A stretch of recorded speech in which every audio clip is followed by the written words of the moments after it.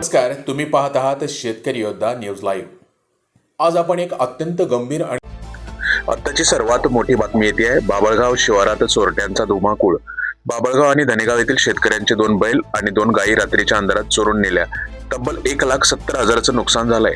पहाटे 2:30 वाजता प्रकार उघडकीस आला. लातूर ग्रामीण पोलीस ठाण्यात गुन्हा दाखल, पण चोरटे अजूनही फरार.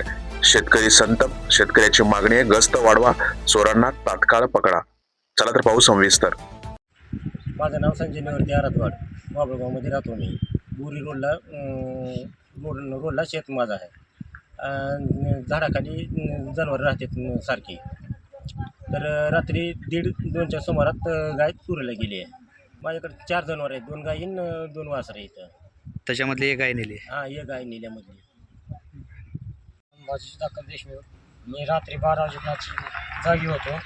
पुन्हा 1:30-2 वाजता मी उठलो, तर त्यावेळेस माझी बैल अज्ञात व्यक्तीने चोरून नेली व मी ग्रामीण पोलीस स्टेशनला गेलो व तिथे तक्रार दाखल केली. किती वाजता गेलो होतो पोलीस स्टेशनला? 2:30-3 वाजता. मग काय केले पोलीस? येऊन त्याने पंचनामा बघितले, फोटो काढून घेऊन गेले. माझं नाव लक्ष्मण रघुनाथ सुरवशे. 2 जनावर आहेत माझ्याकडे. एक काळी गाय होती, रात्री सोडून नेली. गट नंबर 198 बाबळगाव शिवारात शेत आहे.